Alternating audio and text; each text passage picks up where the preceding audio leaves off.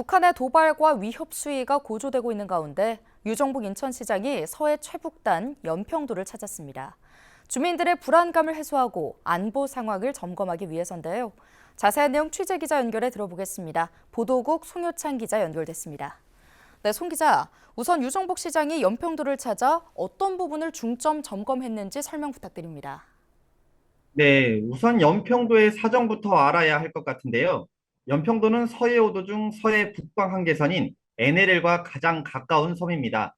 특히 북한 황해남도 강령군 등산곡과는 거리가 10km에 불과한데요. 그만큼 서해의 전략적 군사 요충지라고 보시면 됩니다. 연평해전과 연평도 포격전이 벌어졌던 역사적 현장이기도 한데요. 최근 북한의 남한 무인기 평양 침투 주장과 경의선 동해선 남북 연결도로 철도 폭파로 남북 대치 국면이 더욱 악화하며 연평도에서는 긴장감이 고조되고 있습니다. 이런 상황에서 유정복 인천시장이 연평도를 방문해 안보 상황 등을 점검한 것인데요. 우선 서해 최북단 북방 한계선인 NLL을 사수하는 해병대 연평부대에서 최근 북한의 동향과 안보 상황을 보고받았습니다. 유정복 인천시장의 말 들어보시죠. 앞으로도 적의 어떠한 도발에 대해서도 강력하게 대응할 수 있다는 자신감을 갖고 그래서 국민이 안심하고 생활을 종사할 수 있도록 노력해 주시기를 부탁을 드립니다. 이어 유 시장은 대피소도 방문했는데요. 담요와 비상약품 등 필수 비치 물품의 상태를 점검하고 비상발전기와 난방기 등 대피시설의 작동 여부도 확인했습니다. 네, 아무래도 최근 북한의 움직임에 주민들의 불안감도 커지고 있을 것 같은데요. 유 시장이 주민들도 만났다고요? 네, 우선 어업 지도선을 타고 연평도 어민들의 조업 현장을 살폈는데요.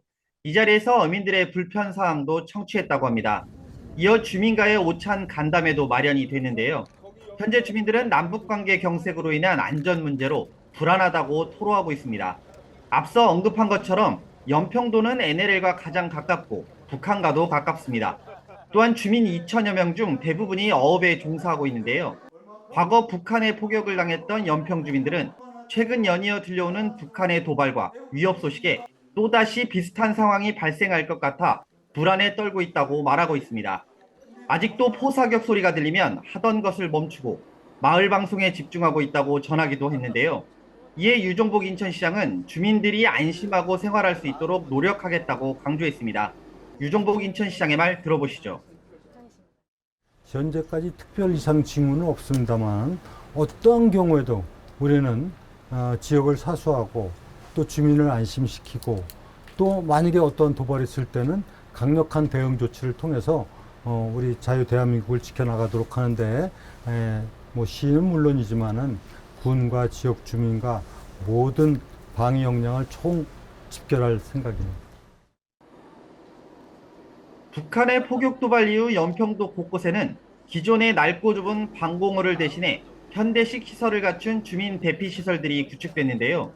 정부 주도로 대연평도 7곳, 소연평도 1곳에 모두 1,700여 명의 주민을 수용할 수 있는 대피 시설들입니다. 이와 함께 기존 건물 지하 공간 3곳에도 임시 대피 시설인 공공대피소가 지정돼 있는데요. 대피 시설은 만약의 상황에 대비해 주민들이 언제든지 대피할 수 있도록 24시간 개방돼 있습니다.